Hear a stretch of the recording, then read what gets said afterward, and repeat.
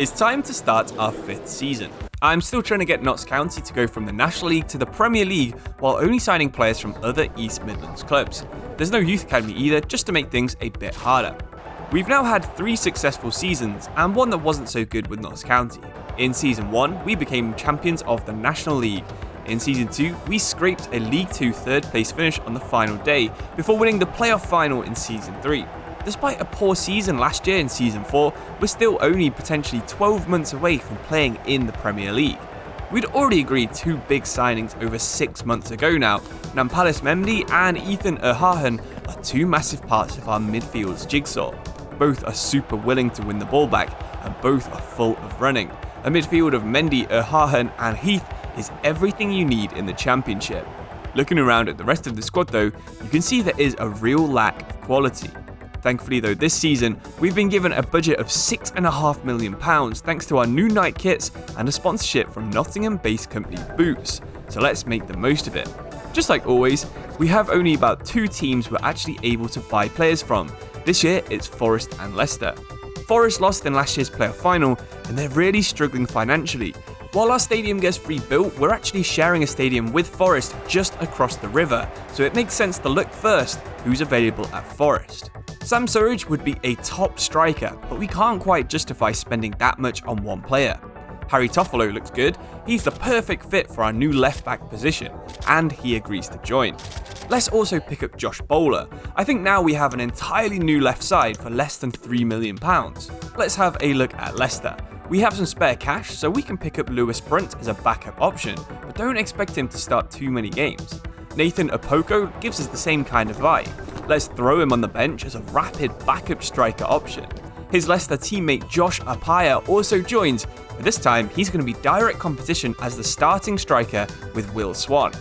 This is where the challenge seems to get really hard. We can't actually buy good cheap players from the likes of Mansfield and Lincoln anymore, so each minor improvement now costs way more than we would be expecting at the start of the transfer window. So 4 signings later, it's now time for the Championship season to begin. We start off with a really tough schedule, including 3 relegated Premier League sides in the first 3 games. In the first game we looked good, but there was a few mistakes that saw us losing 2-1. The second game was quite similar as well, a good performance, but we still ended up losing. We totally collapsed in game 3 though, losing 4-0. Thankfully though, there was an easier set of games straight after these. The biggest issue though was that our performances were only getting worse. In fact, after 7 games, Notts County was still on 0 points. This is a dreadful run, one of the worst in Championship history. It looks like our midfield just isn't working, our new strikers still haven't scored, and clearly our defence does need some improvement. There's big news that it looks like Williams could be getting fired, but the fans are going to force the directors to give him one last chance. They're still singing his name from the stands, and in the 8th game, we showed signs of turning things around. We changed from last year's formation, the 3-5-2, into a more free-flowing 4-3-3. The extra men getting forwards with the extra width will really help us to stretch some teams. The strategy here is all about getting the ball out to our wingers and spamming as many crosses as we can into Parsons. We still have the same midfield 3, we still have the same fullbacks and wingers on the pitch, but now it's actually performing like we expected when we agreed to sign all of these players. December looks like it could be a really tough month for Notts County. We've got games against several top half teams, we've got 8 matches in total, but the performances keep getting better in every single game. If there were 2 games to define this month, the first one against West Brom that resulted in a win, and the second one against Nottingham Forest that ended in a surprising draw would definitely be the 2 games I would mention. Notable wins against these top half teams brought Notts County closer to a potential playoff spot. We get into January and of course the transfer window opens. We're in 14th place now, so we decide to go big and get 2 massive loans at goalkeeper and right wing.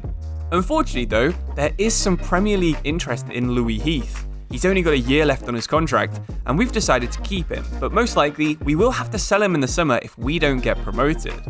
Heath is one of the many players we have that keeps progressing and developing. In the big games against 4 of the top half teams, we win all 4. The morale is now probably at the highest point it's been for 4 years, with all of our players believing they can now compete with the best teams in the league. This is what our squad looks like now, and compare this to the squad we had 12 months ago, you can see the amount of insane growth we've been doing on the training field.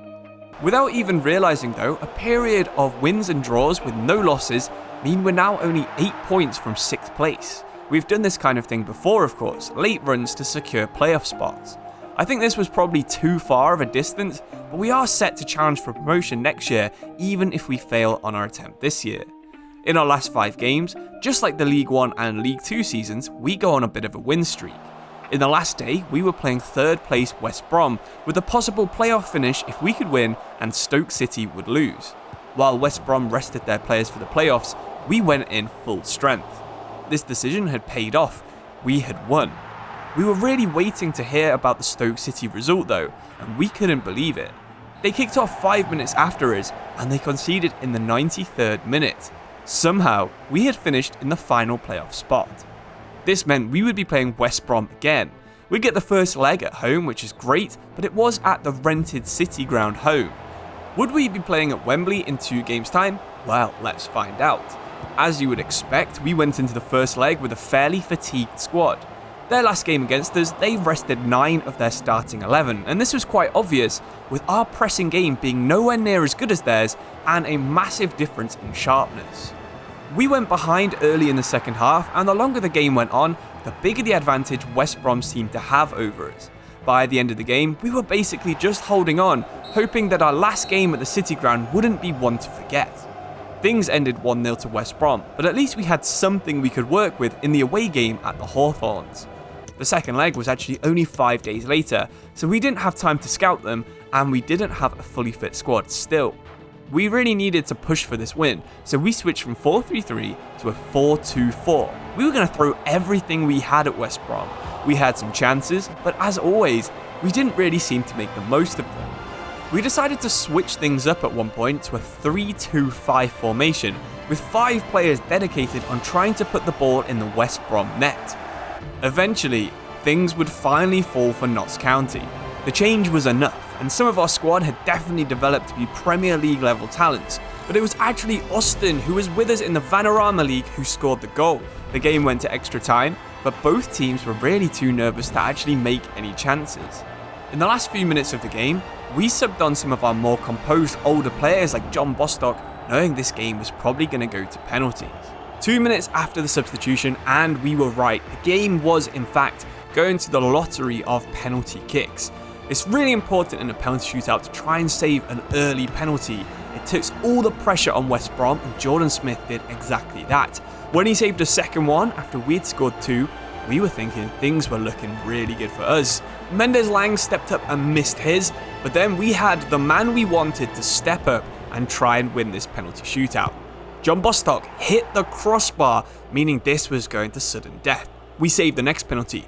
Bowler got another go, and this time he found the top corner. Notts County were going to Wembley, and you'll never guess who will be playing in that game.